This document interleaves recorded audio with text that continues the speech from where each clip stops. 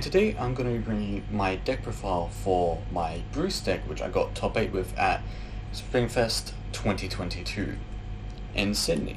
So let's not fill up too much of the space. We didn't really drop it, we lost for 0-3 in top 8.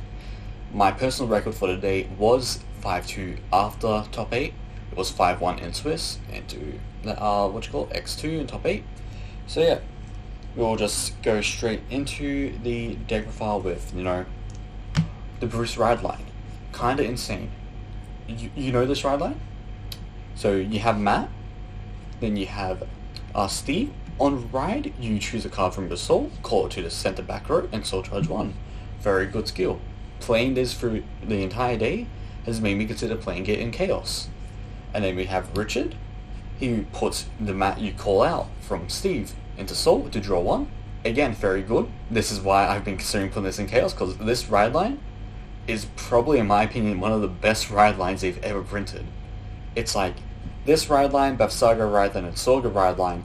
All three of those ride lines are insanely good because you just plus, and that's extremely well for a ride line. And then you have grade 3 Bruce. While people do ignore him normally when you play the grade 4 version, which is what I play, he does come up a lot when you don't see your grade 4 Bruce. So, he has the start of your ride phase, I believe it is. Yes, start of ride phase, you find a rush. So, or just a reminder, do make sure you kind of say final rush, because some people, when you go into grade 4 Bruce, oh, you're on final rush? You just gotta make sure, for fairness for you and your opponent, you always just say, yeah, I'm in final rush. And then, when he attacks, Soul plus 5, Bruce stand front row. It's not as good as grade 4 Bruce, who we'll be getting into in a second. However, it's still a good skill. I won 3 of my games in Swiss because of, this dude. And, we're going to be getting to how I won those games on grade 3 Bruce in just a second. So yeah, let's begin with the grade 4s. And by grade 4s, I mean there's only one grade 4. Bruce. So this is Diabolus Unrivaled Bruce, the grade 4. He has the first skill similar to grade 3 Bruce, where it's just you get final rush for the turn at the start of your ride phase. And then he has another skill, which is once per turn at the end of battle he attacked. If you're in final rush, you CB1, soul plus 5, and then you restand your front row, including himself, and then you get -2 drive on him. So getting 2 Vanguard swings, pretty good, pow, I restand, pow. As well as getting triple into 1 drive, so you're essentially getting quad drive throughout that 1 turn, which is extremely strong. My god, why doesn't Bastion restand like that, huh? Surely Bastion could have done that as well, but yeah, anyway, very nice card. He is the reason why this deck works as it does, so yeah. Then we have 4 Panoramic Tactics. Let me just get it onto screen right now. So Panoramic Tactics, very good order. This order is amazing. I played it in Baron I enjoyed it then. I tried playing in Chaos, it was okay. But here I am, playing it in Bruce. When it's meant to be played in Bruce. And, wow, I didn't notice how good those skills were. Draw a card if you have 6 or more soul after soul charging 4.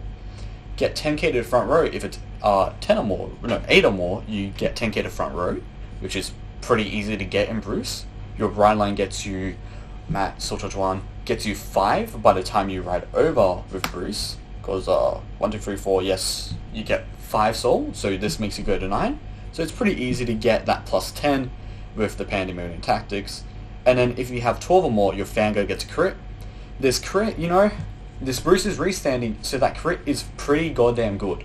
So yeah, that crit also helps sort of make this game plan of you keep your opponent at a low damage and then just go, alright, it is time.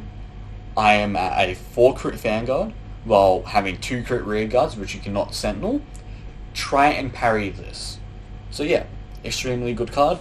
It essentially is a PG check before your proper, lethal swings, which is always nice to have. And then we have the other grade 3, which is also an insane card in this deck, which is Diabolus Striker Brian. I love Brian. My lord, I love him so much that I started calling my teammate Brian by accident. So yeah, He has one very good skill, which is Soul Blast 2, once per turn, Soul Blast 2 on rearguard, and your front row gets 5k power until the end of turn, and then if you're on Final Rush, your Vanguard gets 1 crit until end of turn. So again, it's helping you solidify the OTK of this deck, and also, when you don't see Grade 4 Bruce, just having this and 2 of these fellas is still pretty good, because you go like Pandemonium, plus 10k, 33, 33, 33, restand, 33, 33, which is pretty good and does also help, again, kill while you're on Grade 3 Bruce, which comes up a fair bit often in my opinion. Because, trying to see your Grade 4 Bruce in hand before Mulligan is ideal, but if you don't, you're most likely going to end up soul charging it before you draw into it, in my opinion. So having the idea of how you win on Bruce before getting to Grade 4 is always a good idea, and this guy helps so much with that. Thanks to, once again, him having crit. He forces the PGs to be focused onto the Vanguard instead of onto the rearguards. So next we'll go into the Grade 2s. We'll start off with probably the best boy in this deck, which is for Diabolus, what's his name? Diabolus Returner, Deryck. I do love myself a bit of Deryck now, though he is not in WCC, this Deryck. He could be in a Dragon Empire deck though, one that lacks soul as well, similar to Bruce. So yeah, Deryck has 2 abilities, like most of the AAA Grade 2s in the Diabolus theme. So he has one ability where it's just continuous and rearguard. If you're in Final Rush, he gets 5k power, which, makes him 15k power. And that is a very nice way to just have a beat stick you can call down, swing and hit with on turn 4 or later, once that sneaky good video player has blown up your entire field, and you go, I hate your gut, you piece of shit, why did you heal down to 3 with only 1 heal? Anyway, there's also a second skill for Deryck, which is CB1, put a rearguard into your soul, which can mean you put himself into soul as well. You retire one of your opponent's rearguard for every 4 cards in soul, so you have 4, you retire 1, if you have 8, you retire 2, so on and so forth. And then if you're in Final Rush, you just do Eugene's Soul Blast 5 skill. You just, alright, how many open circles do you have? Oh, you have 5? Alright, top 5. Oh wow, is that a Brian? Okay, I'll call to Brian, I'll call another Deryck, put the other 2 cards to soul. So I went plus 3 off of a Deryck, it got 2 soul for CB1.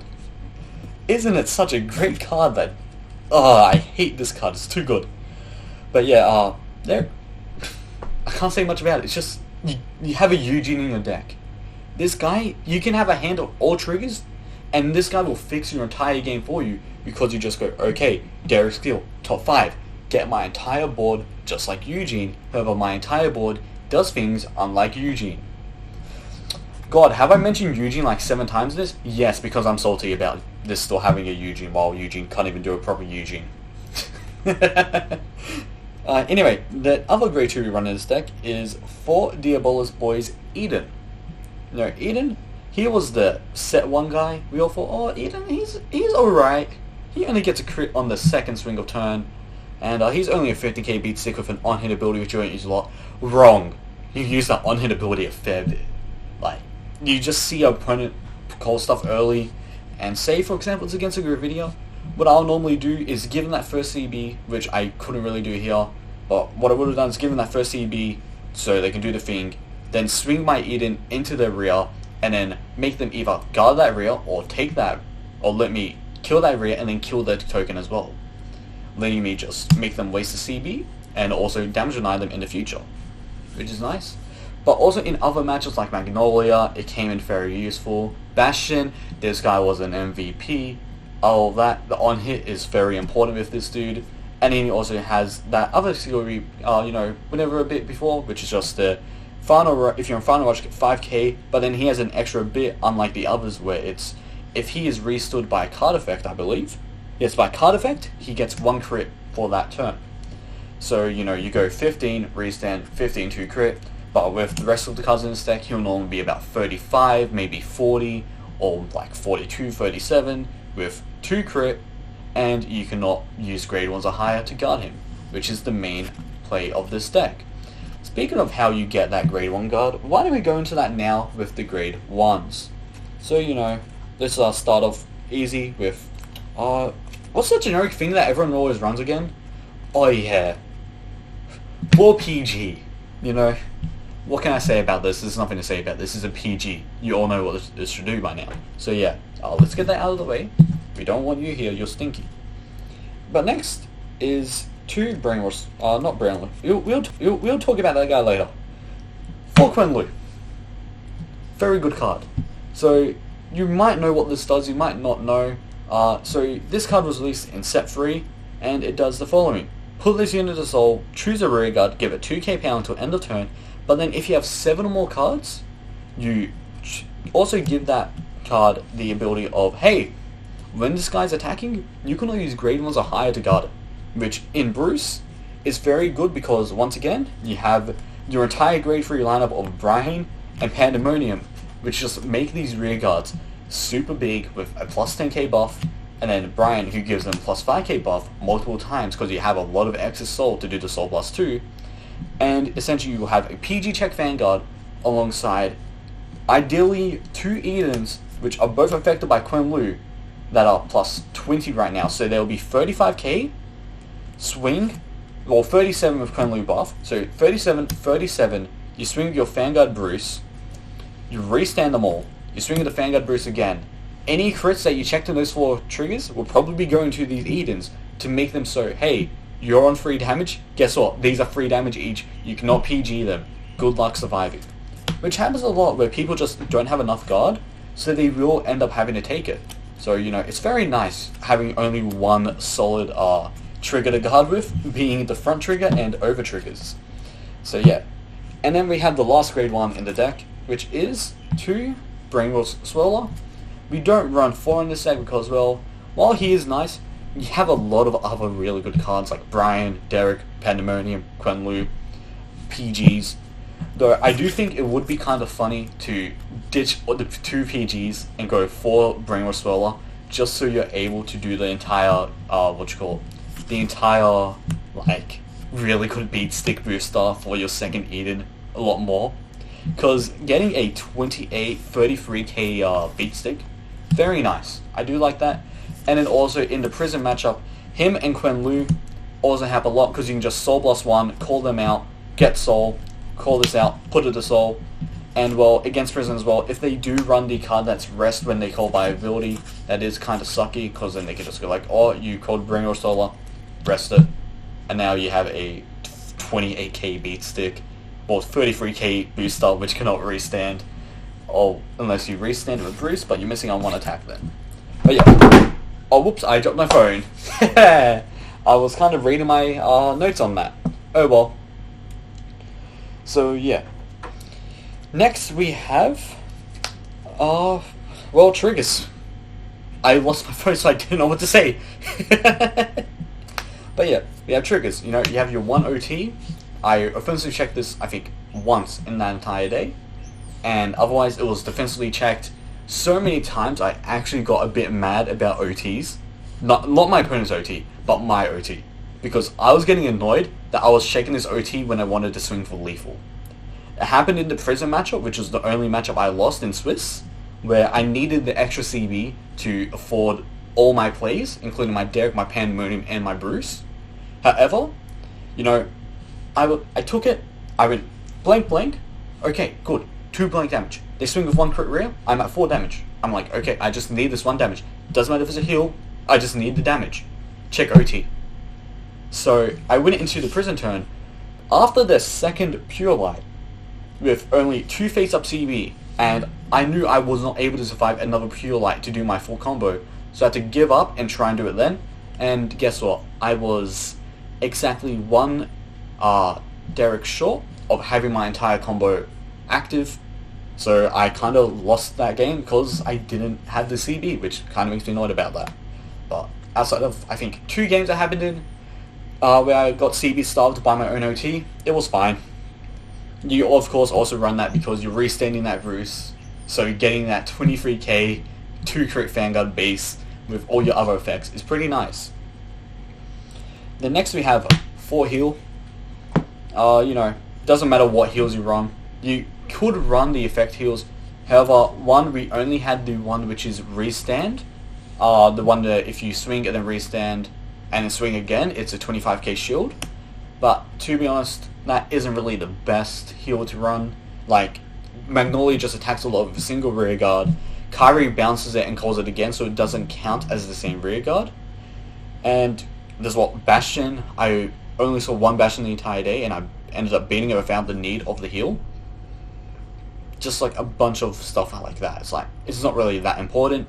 The new heal in Festival Collection, which wasn't legal because Festival Collection was only out for a week before our Springfest. That one that gets extra crit. It's pretty nice if you find yourself in a meta, whether it be local or stuff like that, where you're playing a lot of decks that artificially increase their crit, like Bruce, or stuff like that. And then also, this original heal, it did get errated, so don't try and be that guy who goes, it has no shield. It does have shield, dumbass. It was errated. So yeah. And then next we have the free draw. Go figure out why we're running free draw. I wonder why. Could it be that we want to max out on crits? Yes, it is. So yeah, you run free draw because, well, you like to draw for your combo pieces. Because again, this deck is a pretty combo heavy deck.